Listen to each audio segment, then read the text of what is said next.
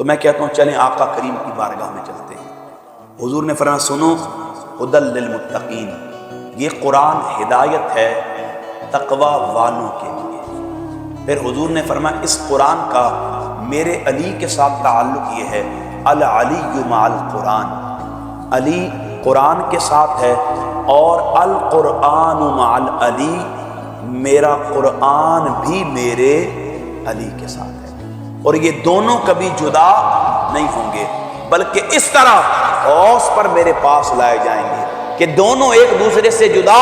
نہیں ہوں گے۔ سامعین محتشم، وقت کے بڑے بڑے فرعونوں نے، قارونوں نے، یزیدوں نے اہل بیت کے ساتھ قرآن کو جدا کرنے کی کوشش کی۔ جان لیجئے جو بھی قرآن کو اہل بیت سے جدا کرنا چاہتا تھا، علی کے تعلق کو وہاں قرآن سے توڑنا چاہتا تھا، اسے خبر نہیں قرآن علی کے ساتھ، علی قرآن کے ساتھ اس طرح خاص ہے کہ یہ دونوں آقا کے حکم پر غوث پر ایک ساتھ لے کر آئیں گے۔ اس لیے اگر کوئی سمجھنا چاہے قرآن و اہل بیت کا باہم تعلق کیا ہے، قرآن و علی کا آپسی تعلق کیا ہے، قرآن کو علی سے جدا کرنے والوں سنو، قرآن اور اہل بیت کا باہم بالمتصل علی کا آپسی تعلق یہ ہے کہ کربلا کے میدان میں سر کٹ جاتا ہے، نیزے پر سج جاتا ہے، لیکن اس حالت میں بھی نہ قرآن حسین سے جدا ہوتا ہے، نہ حسین قرآن سے۔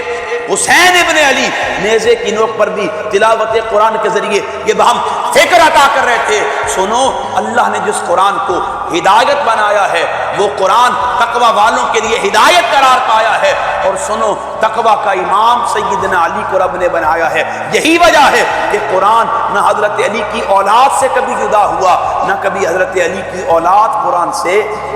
پھر اگر علی کی اولاد سے قرآن جدا نہیں ہو سکا، کوئی علی سے قرآن کو کس طرح؟